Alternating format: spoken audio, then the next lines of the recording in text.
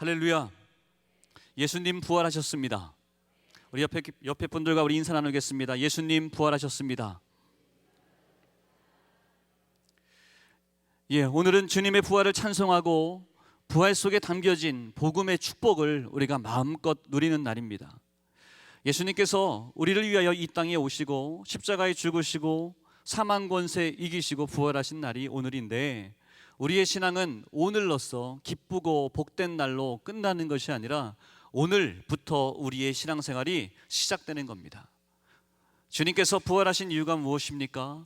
사망 권세, 이 땅에서의 살아가는 우리의 질병과 고통과 답답함과 두려움과 우리 인생을 짓누르고 있는 그 모든 문제들, 죄의 싹은 사망이니라 라고 말씀하신 그 사망의 권세를 이기신 주님께서 부활하셨는데, 이제는 그 부활하신 주님을 믿고 부활하신 주님을 나의 구주로 영접하고 이제 그 힘을 가지고 우리의 삶에서 승리하라고 우리에게 명령하신 날, 그날이 바로 부활절입니다. 여러분, 저와 여러분의 오늘의 삶 가운데 오늘부터 더 기쁘고 더 복되고 승리의 삶을 살게 되는 저와 여러분 되기를 주님의 이름으로 축복합니다. 우리가 신앙생활하는 동안에 중요한 키워드 3가지가 있습니다. 첫 번째는 창조 신앙입니다. 하나님께서 이 세상을 사랑하시고 우리를 사랑하셔서 이 세상 모든 만물을 지으셨습니다. 특별히 우리 사람을 흙으로 지으시고 하나님의 형상을 따라 지으시고 그 코에 생기를 불어넣으셔서 우리를 영적인 존재로 우리를 지으셨습니다. 그래서 다른 식물이나 짐승들과 달리 우리 사람은 영적인 존재, 하나님은 영이시니 영이신 하나님 앞에 예배해야 우리의 인생이 올바로 살 수 있도록, 올바른 하나님께서 원하시는 삶을 살 수 있게 우리를 만드셨습니다. 우리의 얼굴을 얼이라고 얘기합니다. 얼굴이라고 말합니다. 우리의 얼이 담긴, 우리의 마음이 담긴, 우리의 영혼이 담긴 것을 저와 여러분의 얼굴이라고 얘기합니다. 그래서 이 얼굴의 모습을 보면 한 사람 한 사람 모두가 다 비슷해 보이기도 하고 닮아 보이기도 하지만 어떤 사람도 똑같은 사람은 하나도 없습니다. 하나님께서 우리를 창조하실 때 하나님의 형상을 따라 지으셨고 각 사람에게 주신 은혜와 은사를 다르게 부어주셨기 때문에 그렇습니다. 하나님이 우리에게 이렇게 영적인 존재를 지으셨는데, 영적인 존재를 지으셔서 이 세상 모든 만물을 다스리고 정복하고 축복을 누리며 살라고 하나님께서 우리에게 이 귀한 축복을, 창조의 신앙을 허락하셨습니다. 그런데 악한 영 마귀 사단이가 우리를 유혹합니다. 죄를 짓게 합니다. 하나님과 멀어지게 합니다. 막힌 담을 만들어 하나님을 찾지 못하도록 우리의 영, 하나님을 알아보는 그 영을 흐릿하게 만듭니다. 오염시켰습니다. 그래서 이제는 내 육신의 정욕을 따라 더 많이 먹고 더 많은 것을 누리며 내가 힘이 세져서 다른 사람들을 굴복시키는 그러한 삶이 자신의 삶의 목적인 양, 그러한 모습을 짐승과 다를 바 없는 양육강식의 삶을 살아가게 되어버렸습니다. 선지자를 통하여 하나님께서 말씀하십니다. 하나님의 뜻, 하나님의 말씀, 하나님의 마음을 깨달아 알게 하십니다. 많은 방법과 많은 선지자들을 보냈음에도 불구하고 그때뿐 다시 죄로 사망의 길로 계속해서 빠져버립니다. 하나님 없다고 말합니다. 그때 하나님께서 마지막 승부수를 사용하십니다. 마지막 카드를 꺼내십니다. 당신의 외아들 독생자 예수 그리스도를 이 땅에 보내시는 방법입니다. 신이신 하나님께서, 영이신 하나님께서 당신의 아들을 사람의 모습으로, 육의 모습으로 이 땅의 역사 속에 예수님을 보내셨습니다. 그래서 우리가 오늘을 2021년이라고 말하고 있는데, 예수님께서 이 땅에 오신 지 2021년이라는 세계사가 역사 속에 예수님을 증거하고 있는 말씀입니다. 역사 속에 오셨던 예수님께서 3년간의 공생애의 사역을 감당하시고 하나님 아버지께서 명령하신 그 말씀에 아들이신 예수님도 순종합니다. 인간의 모습으로 이 땅에 오셔서 사람들에게 천국 복음을 전파합니다. 하나님의 나라를 전합니다. 회개하고 하나님의 나라의 자녀가 되어라 라고 예수님께서 말씀을 전하십니다. 그러나 사람들이 깨달아 알지를 못합니다. 그래서 우리 모두의 인류의 죄를 담당하시고자 십자가에서의 죽으심을 그 길을 걸어가십니다. 너무나 힘드시고 인간의 모습으로 오셨기에 그 모습이 너무나 무섭고 어렵고 감당할 수 없는 짓눌림의 무기 때문에 하나님, 하실 수만 있다면 다른 방법 없으실까요? 라고 겟세마네에서 피땀을 흘리며 기도하시는 예수님의 모습이기도 하십니다. 그러나 그럼에도 끝까지 예수님은 하나님 아버지의 말씀에 순종함으로 십자가에서 죽으십니다. 여러분, 십자가에서 죽으신 예수님, 그것이 하나님의 말씀에 순종함이 끝이 아닙니다. 무엇입니까? 악한 영 마귀 사단은 예수님을 무덤 속에 가두어 두었습니다. 그러나 예수님은, 하나님의 아들이신 예수님은 죽음 속에서 갇혀 있지 않으시고 그 죽음에서 다시 살아나셨습니다. 죽음이, 사망이 예수님을 더 이상 가둘 수가 없었습니다. 그래서 많은 사람들은 예수님의 부활하심에 대해서 많은 사람들이 의심을 합니다. 제자들이 예수님을 이렇게 숨겨놨다가 다시 이렇게 한 것이 아닌가를 많이 이야기합니다. 그러나 우리는 역사를 해석함을 통하여 예수님, 부활하신 주님을 만난 수많은 성경의 기록들, 성경의 사본들, 그 많은 기록들, 예수 부활하신 주님을 만난 사건들, 사람들의 기록을 보며 예수님이 부활하신 것은 맞다, 진리다 라고 모든 자들이 고백하고 우리가 신앙생활을 하고 있습니다. 어떤 사람들은 그럽니다. 예수님의 부활하심을 믿는 것은 믿는 사람들끼리 믿자라고 결정하고 믿는 것 아니냐라고 말합니다.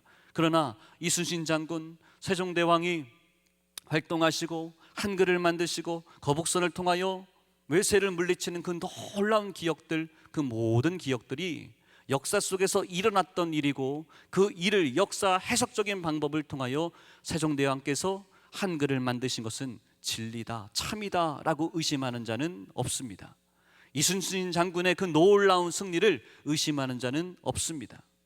기록이, 이순신 장군에 대한 기록보다 성경에 예수님의 부활하심과 예수님의 사역에 대한 그 기록이 비교할 수 없을 만큼 많은 기록들이 계속해서 이어지고 있습니다. 여러분, 예수님은 부활하셨습니다. 우리는 십자가에 달리신 예수님, 우리의 죄 때문에 우리의 아픔과 질병과 우리의 인생의 고통을 다 담당하시고자 십자가에서 죽으셨다가 이 죽음과 사망이 감당치 못하는 그 예수님, 하나님의 그 능력, 권세, 그 부활하신 그 하나님이 보여주신 그 능력을 우리는 믿는, 부활의 신앙을 믿는 하나님의 자녀입니다. 여러분, 저와 여러분의 삶이, 세상이 우리를 속입니다. 악한 영 마귀 사단이가 우리를 거짓말로 미혹합니다. 그래도 여러분, 우리는 그 말씀, 그 이야기 가운데 넘어가고 마음을 빼앗기는 자가 아니라 부활하신 주님을 고백함으로 오늘 우리의 삶 가운데 승리하신 주님을 외치며 선포하며 간증하며 찬송하며 살아가는 저와 여러분 다 되시기를 주님의 이름으로 축복합니다. 할렐루야. 우리 다시 한번 인사 나누겠습니다. 예수 부활하셨습니다. 오늘은 열왕기상의 엘리야의 말씀을 통해서 우리가 함께 은혜를 나누고자 합니다. 엘리야의 이름의 의미는 여호와는 하나님이시다라는 말씀의 뜻이 있습니다. 엘리야는 길리앗 지역의 디셉 사람입니다.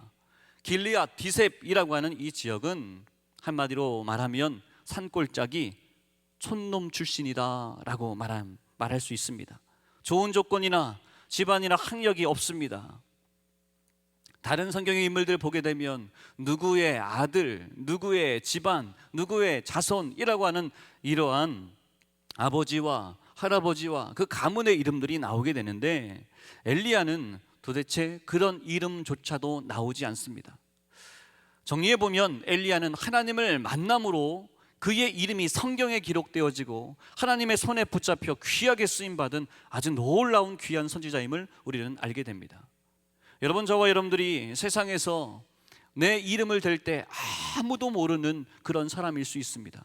포털 사이트에 여러분의 이름을 한번 쳐보십시오. 저도요, 처음에는 제 이름을 호대선을 포털 사이트에 이름을 쳐봤더니 호대선, 마늘 이름 중에 하나라고 나오더라고요. 그래서 제가 겸손해졌습니다. 그러나 하나님의 손에 붙잡힌 주의 종으로 이 강단 앞에 섰을 때 하나님께서 말씀을 전하게 하시는 귀한 주의 종으로 사용하신 줄 믿습니다. 엘리야가 하나님의 사람이 돼서 기도하고 순종한 사람입니다. 많은 사람들이 다 기도했습니다. 선지자들이 하나님 앞에 기도하여 응답받았습니다. 그러나 엘리야는 한 가지 더 주목해야 하는데, 할 수 없는 상황 가운데 순종했던 사람 엘리야입니다. 엘리야의 활동했던 그 시대를 보게 되면 이스라엘이 남유다와 북이스라엘로 나뉘어진 그런 상황입니다. 우리나라의 민족적 상황과 아주 비슷합니다. 북이스라엘에서 활동했던 이 엘리야가 당시에 북이스라엘의 왕이 아합 왕입니다. 아합 왕의 부인의 이름이 이세벨입니다. 성경에서 이세벨이라고 하는 이 여인은 멋대고 모진 갖은 우상 다 섬기며 세상의 욕심과 정욕과 모든 우상단지를 다 끌어모아 하는 그 못된 사람을 우리는 이세벨이라고 이야기합니다. 이 아합 왕의 부인의 이름이 이세벨입니다. 여러분, 그러니 아내가 이러니 부인이 이러니 아합 왕은 얼마나 못됐을까요? 그의 부친을 따라 대를 이어서 바알과 아세라 우상을 섬기는 죄로 말미암아 하나님께서 엘리야 선지자를 통하여 이 왕에게 가서 하나님의 말씀을 전하라고 이야기합니다. 너의 아버지와 너의 죄로 말미암아 너의 나라에 비를 내리지 않겠노라 라고 말씀합니다. 엘리야는 순종의 사람이라고 말씀드렸습니다. 여러분, 아무리 하나님의 주의 종이라 할지라도 왕 앞에 가서 하나님께서 당신 죄 때문에 당신의 죄로 인하여 이 땅에 비를 내리지 않겠다고 말씀합니다 라는 이야기를 면전에서 할 수 있는 것은 정말 어려운 일입니다. 그런데 엘리야는 하나님의 말씀이기에 달려가서 그 말씀을 합니다. 그 이야기를 함으로 말미암아 엘리야는 이제부터 전국에 수배령이 내립니다. 아합 왕이 화가 머리끝까지 나서 전국 수배령을 내리고 이 엘리야를 찾아오게 합니다. 엘리야는 이제부터 도망자 신세가 됩니다. 그래서 이제는 그릿 시냇가에 가서 숨게 됩니다. 그릿 시냇가 하니까 여러분, 억양이 시냇가, 물도 많고 푸른 초장이 생각나는 시냇가를 생각하실지 모르겠으나 아닙니다. 아무것도 없는 곳입니다. 아무것도 없는 그 그릿 시냇가 골짜기에 숨어서 사람의 눈에 띄지 않는 곳에 숨어 있습니다. 비를 내리지 않고 있는데 계속된 가뭄이 이어집니다. 심지어는 왕조차도 먹을 물이 없어서 왕조차 밖을 다니며 강줄기를 따라 땅을 파며 물을 찾는 그 정도로 심각한 가뭄의 때를 겪고 있습니다. 하나님의 말씀에 순종했더니 하나님께서 그릿 시냇가에 하루하루를 간신히 살고 있는 엘리야에게 까마귀를 통하여 먹을 것을 공급해 줍니다. 떡을 가져다 줍니다. 말도 안 되는 일이 엘리야에게 나타나게 됩니다. 그릿 시냇가에서 이렇게 저렇게 하루를 살아갑니다. 그런데 그곳에도 더 이상 까마귀가 먹이를 물어줄 수 없을 만큼의 어려움의 환경이 처해집니다. 그때 또다시 하나님께서 엘리야에게 사르밧이라고 하는 지역으로 가게 하십니다. 여러분, 사르밧 과부의 이야기를 잘 아시는데 지금 그릿 시냇가와 사르밧이라고 하는 이 지역은 우리나라의 지명으로 한번 제 설명을 드린다면 그릿을 우리가 살고 있는 대전 땅이다라고 만약에 설명한다면 사르밧 이 지역은 인천 지역입니다. 지금 상황은 전국에 수배령이 되어져 있습니다. 엘리야를 잡아오기만 하면 이 아합 왕이 그렇게 이야기를 합니다. 이 나라에 비가 내리지 않는 것은 엘리야 때문에 비가 내리지 않는다. 엘리야가 저주하여서 비가 내리지 않는 것이니 이 엘리야를 잡기만 하면 이 땅에 비가 내릴 것이다 라고 온 매스컴을 통하여 방방곡곡 이야기를 합니다. 엘리야만 잡아오는 자에게 포상을 하겠다고 말합니다. 그런 상황 가운데 엘리야는 그리스도인가에 숨어 있다 하나님의 말씀에 또 순종하여 어디로 갑니까? 대전에서 인천까지 걸어가는 겁니다. 걸어가다 잡히면 죽는 겁니다.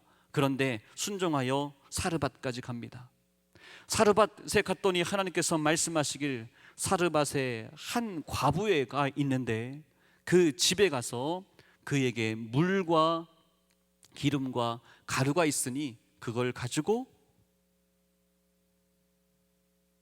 너가 대접을 받아라 라고 하는 명령을 하십니다.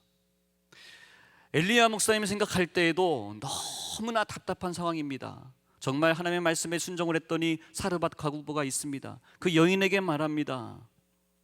나에게 물과 음식을 가져오라고 말합니다. 그때 그 여인이 하는 이야기가 하나님의 이름으로 내가 맹세합니다. 물과 기름이 있습니다. 그런데 지금 이거 마지막 음식 만들어서 떡 만들어서 내 아들과 먹고 죽으려 할 마지막 음식이었습니다. 여러분, 이런 상황에게, 이런 사람에게 엘리야가 나를 위하여 물과 먹을 것을 가져오라고 말을 했다는 말씀입니다. 왜 말했을까요? 상황적으로 여러분, 양심이 있어서 먹을 것도 없고 물 한 모금 먹을 것 없는 그 과부에게 나에게 물을 가져오라 라고 말할 수는 없습니다.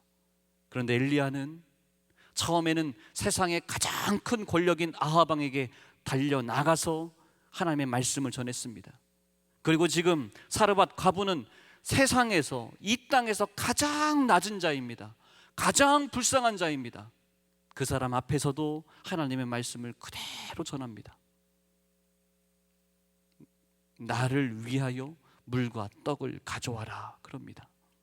하나님께서 엘리야에게 원하시는 것은 높음과 낮음에 상관없이 하나님의 말씀을 그대로 순종하라고 하는 그 말씀이었습니다. 어떤 사람은 또 이 말씀을 들으면서 불편하게 생각하는 분이 있을 거예요. 목사님이 또 자기만 목마르고 맛있는 거 먹으려고 그런다고. 아니요, 여러분의 마음을 돌이키셔야 됩니다. 하나님께서 엘리야에게 사르밧 과부를 찾아가게 하신 이유는 이 가정에 가만히 두면 이 떡 먹고 이틀 3일 이후에, 일주일 후에 고독사 했더라, 먹을 것이 없어 굶어 죽었더라 라고 하는 그런 뉴스가 나와야 되는 상황인데, 엘리야를 보냄으로 말미암아 또 이 사르밧 과부도 엘리야 목사님의 말씀에 순종함으로 말미암아 아주 놀랍게 물이 끊이지가 않습니다. 기름 항아리에 기름이 마르지가 않습니다. 곡간이 끊이지가 않는 놀라운 역사하심으로 하나님께서 엘리야와 사르밧 과부를 살리신 줄 믿습니다. 더 놀라운 사실은 이 사르밧 과부의 아들이 병들어 숨이 끊어지는 일이 연이어서 나타나게 됩니다. 엘리야 목사님이 너무 미안한 거예요. 내가 지금 물 한 모금밖에 없고 먹을 것이 없는 자를 위해 이 사람에게 나를 위하여 가져오라 라고 말했는데, 그래서 먹고 끊이지 않는 일이 이어지고 있는데 이 집의 아들이 죽게 된 거예요. 사르밧 과부가 엘리야 목사님을 바라보면서 어떻게 바라봤을까요? 엘리야 목사님이 너무 체면이 말이 아닙니다. 그래서 하나님 앞에 기도합니다. 죽은 아들을 위해서 3번 기도했더니 그 죽었던 아들이 다시 살아납니다. 할렐루야. 여러분, 엘리야에게 이 놀라운 기적들을 행하신 이유가 무엇입니까? 다른 어떤 선지자들, 어떤 성경의 인물들과 달리 마지막까지 끝까지 하나님의 말씀에, 세상의 권력을 쥐고 있는 자 앞에서도 하나님의 말씀을 두려워하지 않고 전했습니다. 그리시네가에 숨으라고 이야기했을 때도 그 말씀에 순종했습니다. 말도 안 되는 까마귀가 먹을 것을 가져다 줍니다. 말도 안 되는 상황 가운데서도 엘리야는 순종했다라는 말씀입니다. 내가 도와준다고 하면 주어야 하는 이 과부에게 나를 위하여 먹을 것을 가져와라. 세상에 가장 낮고 가장 가난한 자입니다. 그 사람에게도 하나님의 말씀을 그대로, 내 생각에는 하나님의 말씀을 전하면 안 될 것 같다, 그 마음에 멈추는 것이 아니라 끝까지 순종한 사람입니다. 엘리야 하면 너무 유명한 말씀, 갈멜산에서 바알의 450명의 선지자와 아세라의 400명의 선지자 850대 1로 누가 진짜 참 하나님이냐, 영적인 싸움을 하는 그 장면입니다. 하나님의 응답을 받은 엘리야는 850명을 두려워하지 않습니다. 응답의 징조를 보고 하나님 앞에 기도하고 선포하며 나아갑니다. 3년 밤이나 3년 반 동안 비가 내리지 않고 기근과 가뭄 속에 있었던 그 상황 가운데 엘리야는 응답의 징조, 하나님 앞에 간구했으니 그 기도가 응답될 줄 믿고 엘리야는 선포하며 달려갑니다. 여러분, 그 승리의 삶을 사는 사람 바로 엘리야입니다. 엘리야는 놀라운 믿음대로 아멘했습니다. 믿음대로 순종했습니다. 믿음대로 행동하고 믿음대로 살았던 사람입니다. 그러기에 엘리야는 자랑할 것도 없고, 엘리야는 가진 것도 없고, 엘리야가 가는 곳곳마다 어려움의 일들이 있었으나 하나님께서 이 엘리야를 아주 귀하고 놀라운 방법으로 주의 종으로 사용하셨습니다. 여러분, 저와 여러분의 인생 가운데 우리가 하나님의 말씀에 순종하고 하나님의 말씀을 붙잡고 살아가야 합니다. 그런데 우리가 해야 하는 일들이 너무나 어렵습니다. 그냥 나에게 모든 것을 주시면 내가 그대로 살아가겠습니다 라고 하는 마음이 우리에게 마음이 있습니다. 사르밧 과부, 마지막 남아있는 물과 마지막 가루, 마지막 기름을 가지고 하나님 앞에 주의 종을 대접했을 때 그에게 끊이지 않고 가뭄 가운데 계속해서 살아남을 수 있는 그 놀라운 은혜를 엘리야를 통해서 역사하셨습니다. 여러분, 이 모습이 바로 마중물의 기도입니다. 마중물의 순종입니다. 마중물이 무엇입니까? 마를 대로 마른 우물이 있습니다. 사람이 손잡이를 이렇게 퍼야 물이 올라오는 그 우물이 있습니다. 물이 말라서 아무리 퍼도, 힘센 사람이 오래도록 퍼도 물이 올라오지 않습니다. 그런데 그때 한 바가지를 그 우물에다가 깃습니다. 그리고 조금 기다렸다 그 손잡이를 계속해서 오르락 내리락 하면 그때 물이 콸콸콸콸 쏟아 넘쳐나게 됩니다. 마중물입니다. 여러분, 저와 여러분들이 하나님 앞에 마중물의 믿음을 드리는 저와 여러분 되기를 주님의 이름으로 축복합니다. 믿음의 헌신으로 주님 앞에 마중물을 드리십시오. 믿음의 예물로, 믿음의 기도로 하나님 앞에 뿌리시기를 바랍니다. 그럼 하나님께서 우리에게 넘쳐나는 은혜, 순종하는 자에게 내 생각에는 이해가 되지 않고 내 생각에는 까마귀로 나를 먹이신다는 것, 나를 돕지 않을 사람인데 저 사람이 나를 돕는 그 놀라운 기이한 일들이 저와 여러분의 삶 가운데 넘쳐나게 될 줄 믿습니다. 부활절입니다. 예수님이 부활하셨습니다. 부활절은 이제부터 우리가 나와 우리 자녀를 위하여 울며 기도해야 하는 그러한 시간입니다. 너와 너의 자녀를 위하여 울라고 주님께서 말씀하셨습니다. 사랑하는 우리 자녀들을 위하여, 우리의 삶을 위하여 울며 기도해야 합니다. 부활의 믿음, 승리하신 주님을 믿는 믿음으로 울며 기도하며 순종하며 나아갈 때 주님은 우리에게 더 이상 우리의 삶이 어둠 속에 갇혀 있지 않도록, 죽음 속에 갇혀 있지 않도록, 무서움 속에 갇혀 있지 않도록 무덤에서 다시 살아나게 하십니다. 그 믿음이 부활의 믿음, 부활의 신앙입니다. 부활의 신앙으로 엘리야의 축복을 놀랍게 받는 힐탑의 모든 성도 다 되시기를 주님의 이름으로 축복합니다. 기도드리겠습니다. 하나님,